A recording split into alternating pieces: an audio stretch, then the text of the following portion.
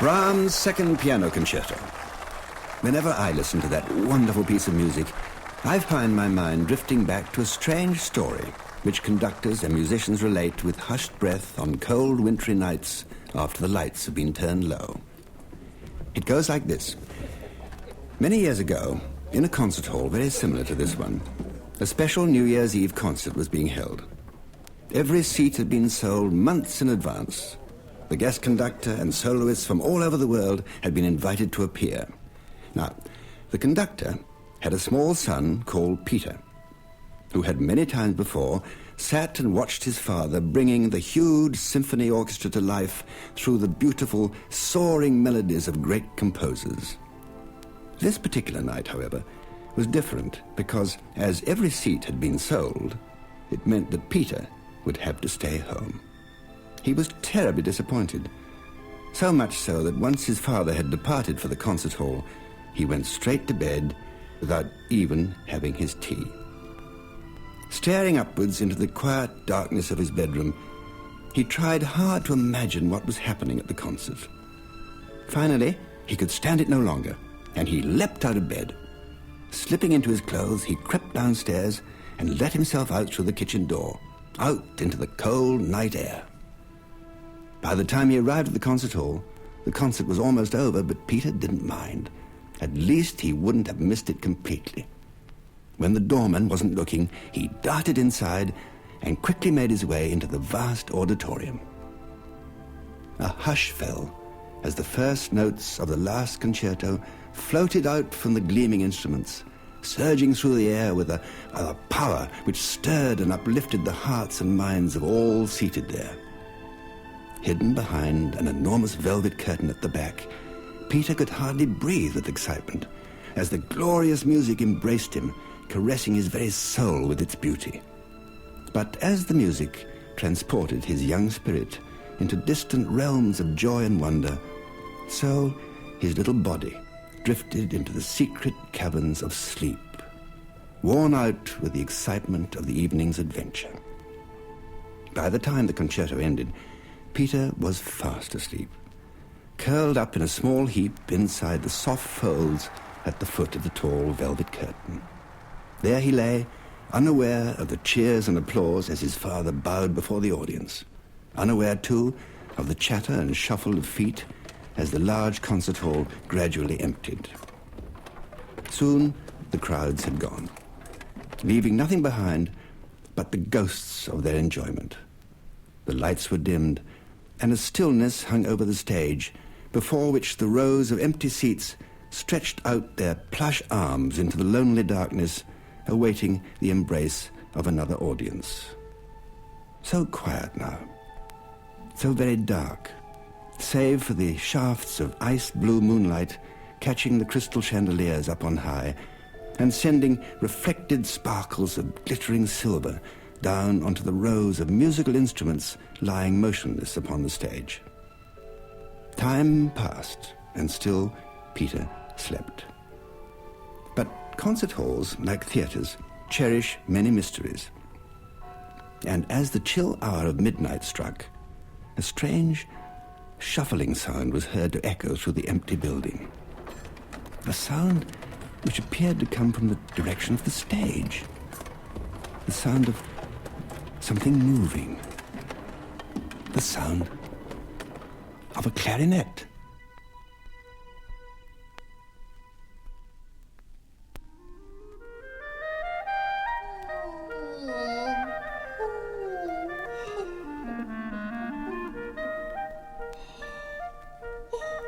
I say, Obi, wake up, wake up. The time has come, old thing. It's the magic hour. It's our time now.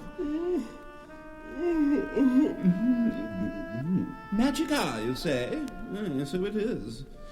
Well, what did you think of the concert tonight, Clary? Didn't you think the conductor was good? Oh, so. They're all the same, Obi, playing the same old pieces of music as usual. Something new is what we want. What do you think, Vi? Well, I was just saying to Cello and my younger sisters, the violins, it's good if you like that sort of music all the time. Talking of playing new compositions, just listen to what we can do. I think you'll find our notes are quite pure and gentle. Gentle, is it? Ah, lads, we have a gentle tube amongst us.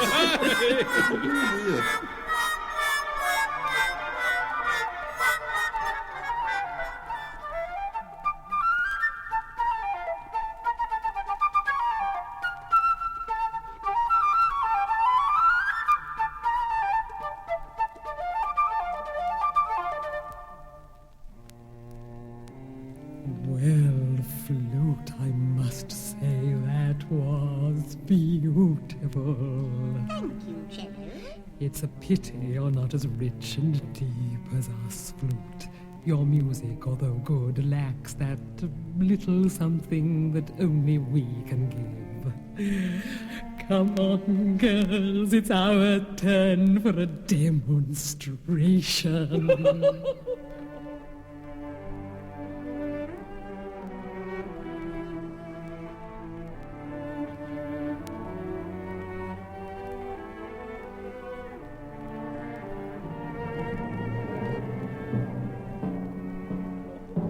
Lacks that little something. What rubbish you talk, you bags of string. Rubbish.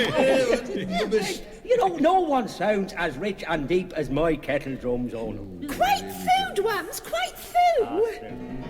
Why don't you try boiling yourself in your own kettle drum, thumper?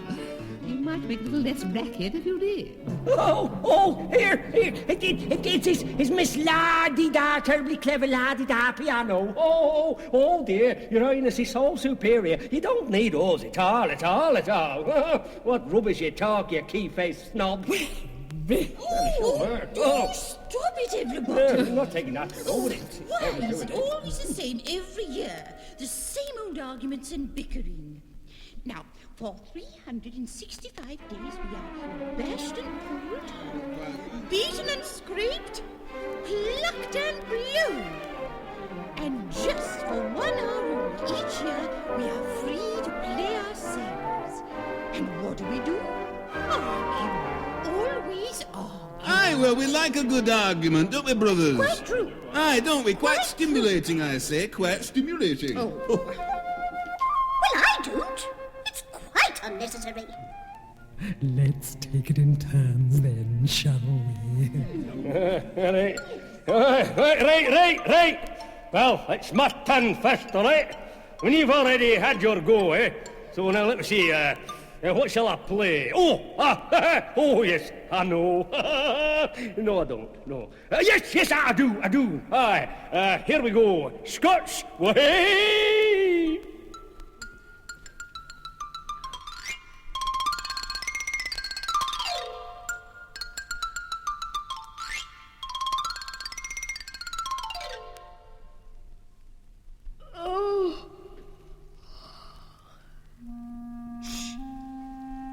Someone here. Quiet, everybody. Quiet. Hello? Hello? Who's there? Who was playing? Hello? Shh. There's a human here. Human? How can that be? They've all gone home. At least they should have gone home. Who is it? Who's there? It's a boy. A little boy. Boy? A human boy? How did he get in? What's he doing here at this time? He should be in bed. I'm sorry. I didn't know. I've been watching a concert and got locked in. I fell asleep and Who are you? I can't see you.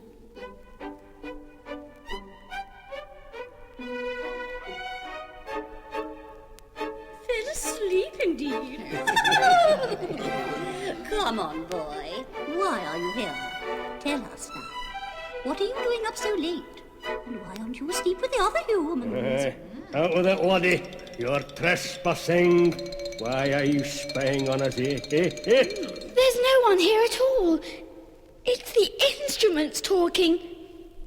That's impossible. Oh, my goodness. I must be dreaming. It's a talking thing. Hey, what did you call me, boy, A talking thing indeed? I am a xylophone. Do you ken that, laddie? A xylophone. Talking thing indeed. You're not dreaming, boy. I mean, of course we're all alive, and we're just like you. So why shouldn't we talk? Instruments don't talk. They aren't living things. That's nonsense. Whoever heard of silly instruments talking anyway? Silly instruments?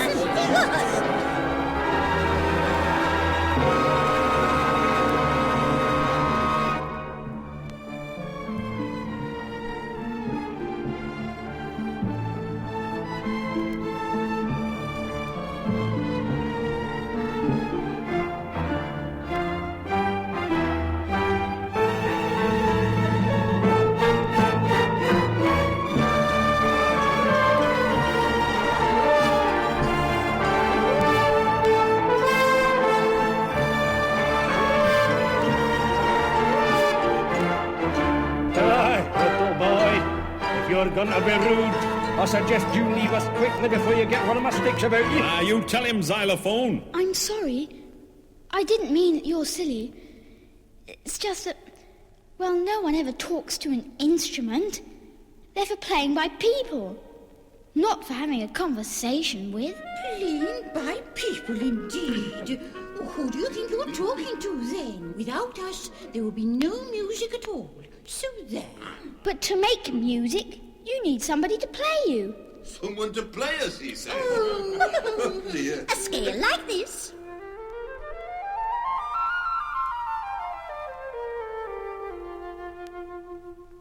An arpeggio.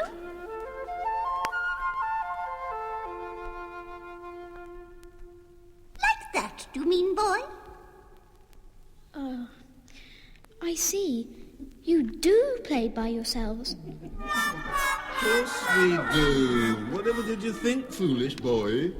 But I saw you being played by the musicians earlier tonight. And you weren't playing without help then. Well, dear boy, that's because this is our once-a-year night. A really special night, you see. Once-a-year night? That sounds silly. Who do you think you're calling silly? I'm sorry. I don't really understand it at all. What is once-a-year night? It's Freedom Night, our magic night. The first hour of the new year, lad. Fancy not knowing that. You are a stupid boy. We play by ourselves for a change. 1 whole hour without anyone telling us what to do or what to play. So don't you try, young fella. Play by yourselves? I should love to hear you, Trumpet. Do you think I could listen to you for a little while, please? Well, what do you say, lads? I mean, this is our night. It's not for humans. No, I don't think it is. I think he should hear us. After all, he can listen to some real music for once. Oh, what's the difference? He's only a small boy. Just go over there, boy, and sit down. Be quiet and don't interrupt. Okay, everybody, let's have a go.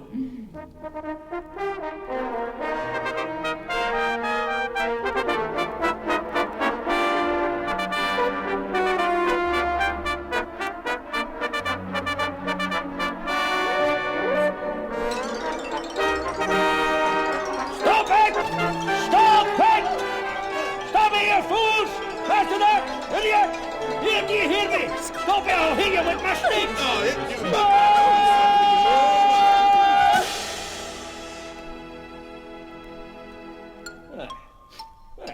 Piece of last.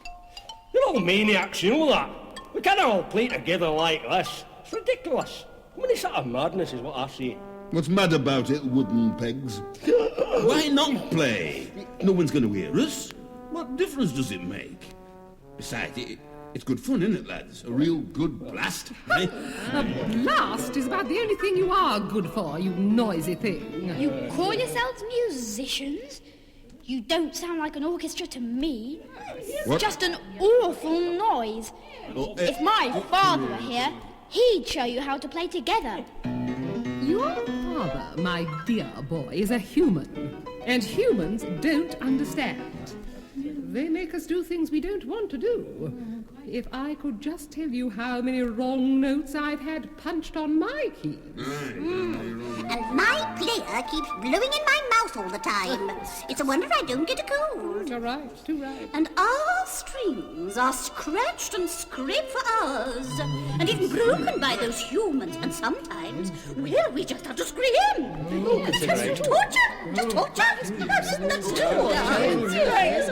And what about us then? Hey, I get beaten first here, then there. And sometimes my skin is stretched so tight it feels as though I'm going to split from end to end like a sausage. And it's just not necessary, when we're in tune. After all, we're just the best, aren't we, Symbol? Eh? True, the best. And if you think that's bad, then what about this? They shove those mute things right down our throats. Makes us real sick at times, I can tell you. We don't care for humans all that much either. You try being an instrument, lad. You'll find it's not all fun. You all complain about the musicians, but don't you see? Without them, you wouldn't be here at all. You may think that they treat you badly at times, but... I don't listen to him, lads. He's one of them. A human, and a little one at that. That's right, Trombone, he is small. Anyway, he doesn't know anything worth knowing. I do, Trumpet! I do! Very well, boy. Then tell us what you know. If your father's such a famous conductor, you should already know more than us. We are only instruments, isn't that so? I don't pretend to know everything yet, but one day I will be a famous conductor. Just you wait and see. I can do it. Prove it then. Go on, prove it, boy. Show us just how famous you are. Yes, you try. Just show us. Go on. All right. I'll try to conduct you, but you must help me as much as you can. Ooh, well, all right, everybody. Shall we let him try? It could be fun. I mean, he's only a small boy. Yes, you're right. All boys should be seen and not heard. But I suppose we could let him, just this once. Give him a chance. See how he can do it. All right. If you all get into the right places, I'll stand on the conductor's platform, so you can see me. He's such a small boy. I doubt whether we can see him at all, even up there. Right, orchestra. I want you to play, Tchaikovsky's 18... Oh, no, not done anything to that. We always play that. It's just the same with these humans. They think they own everything. We want to play our own tunes, not those old ones again. We told you once and for all. All right. Why don't each of you play your own tune in turn? Who's going to be first? That's what we say. Who's first? Yeah, he was first. The brass will play first. We should... Hey, lad. Perhaps this kid's okay after all. He knows who's important. All right, lads, we're ready. 1, 2, 3. Now, brass.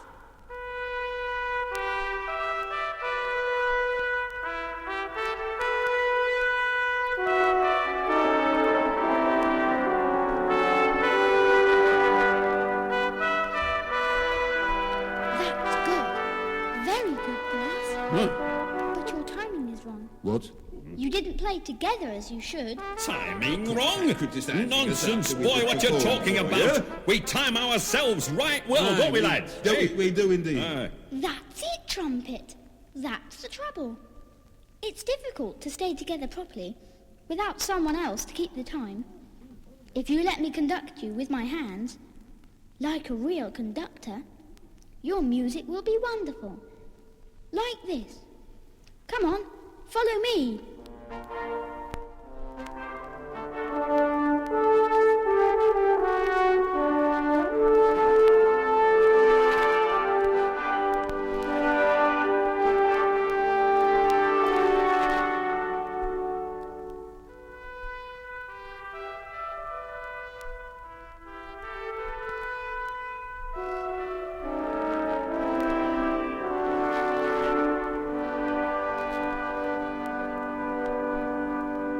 You see, it does work.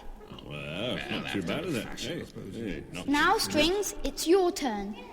If you start with the violins, the others can all join in. And I'll conduct you, just like before. Yes.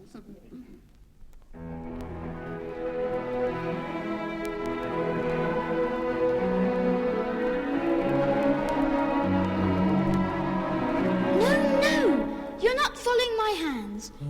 Try it again.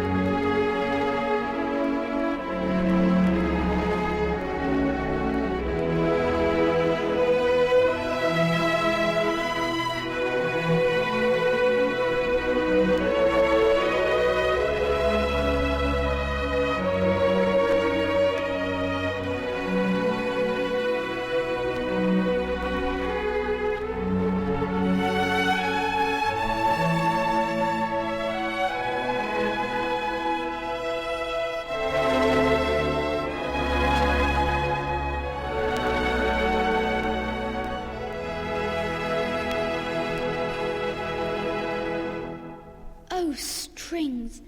That was beautiful. I think that's a wonderful tune. Both you and the brass are very clever composers. Of course we are. It comes natural to us, don't it?